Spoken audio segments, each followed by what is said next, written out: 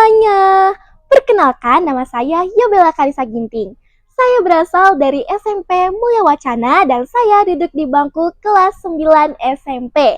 Hari ini saya akan mengikuti lomba bertutur pelajar Jawa Barat Istimewa tahun 2025 dengan tema Perspektif Literasi Digital Generasi Z. Dan saya akan membawakannya dengan judul Gen Z di Dunia Digital. Jadi korban atau jadi pahlawan? Selamat menyaksikan. Nah, teman-teman, saya merupakan seorang siswi kelahiran tahun 2010. Itu artinya saya termasuk ke dalam generasi Z, sama seperti kalian yang lagi nonton video ini. Jadi Gen Z itu rasanya kayak jadi orang terkenal ya. Ada saja hal-hal di sekitar kita yang viral dan yang pasti berhubungan dengan Gen Z. Gen Z yang jadi pelakunya lah, Gen Z yang mencetuskan idenya, Gen Z yang membuat viral, dan lain sebagainya. Makanya, banyak orang yang bilang kalau Gen Z itu adalah generasi yang paling berbeda dari generasi-generasi lainnya. Tapi ternyata hal itu bener loh.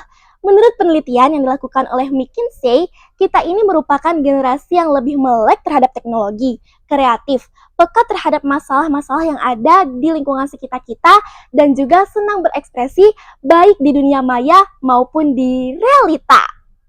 Menurut saya, hal ini relate banget, karena kalau kita lihat karya-karya yang dipajang di mading sekolah, ataupun karya-karya yang diposting di media sosial, karya Gen Z selalu menjadi karya yang paling mencolok dan estetik banget.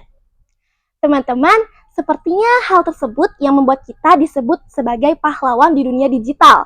Banyak orang yang bilang kalau Gen Z itu adalah pahlawan di dunia digital, karena kemampuan kita dalam mengubah teknologi menjadi inovasi dan penciptaan, mendorong kewirausahaan yang kreatif, dan memiliki kesadaran sosial yang tinggi untuk melakukan perubahan-perubahan positif. Teman-teman, kita tidak hanya menjadi pengguna teknologi, tetapi juga pencipta konten, pengembang solusi digital, dan agen perubahan yang aktif di komunitas daring.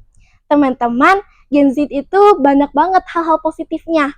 Tapi, di balik hal-hal positif yang ada di dalam diri Gen Z, masih ada hal-hal negatifnya juga loh. Gen Z itu merupakan generasi yang FOMO atau Fear of Missing Out. Setiap hari kita disuguhkan oleh informasi-informasi yang ada di media sosial yang ada di dalam genggaman kita. Salah satunya adalah tren yang ada di hari ini. Nah teman-teman, Gen Z itu bisa merasa kuper, takut dicap gak gaul, bahkan bisa merasa cemas kalau mereka belum berhasil mengikuti tren-tren yang ada di media sosial.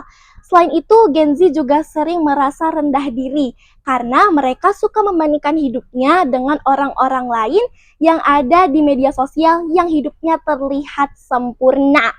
Selain itu, yang lebih parahnya lagi, Gen Z bisa menjadi pelaku penyebaran berita hoaks, bahkan pelaku cyberbullying. Bukannya jadi pahlawan, kita malah jadi korban. Nah, kalian gak mau kan jadi salah satu dari mereka? Makanya, kalian butuh sesuatu yang namanya adalah literasi digital. Jadi teman-teman, literasi digital itu ibarat filter yang bisa membantu kita untuk terhindar dari berbagai dampak-dampak negatif dari media sosial. Kalian harus ingat kalau informasi-informasi yang tersebar di media sosial itu tidak semuanya benar. Jadi kita tidak boleh kepancing untuk menyebarkan berita hoaks ataupun menjadi pelaku dari cyberbullying.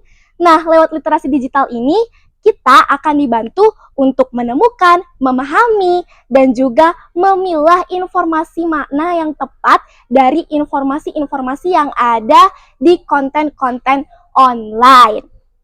Selain itu teman-teman, kalau kita mau mengupload atau memposting sesuatu di media sosial, kita harus juga berpikir dulu dan melakukannya secara etis dan bertanggung jawab. Karena kuasa jejak digital itu nyata banget loh. Apa yang kita posting itu berpengaruh kepada masa depan kita. Nah, di sisi lain teman-teman, paparan teknologi dan juga dunia digital yang berlebihan di hidup kita juga nggak terlalu bagus loh.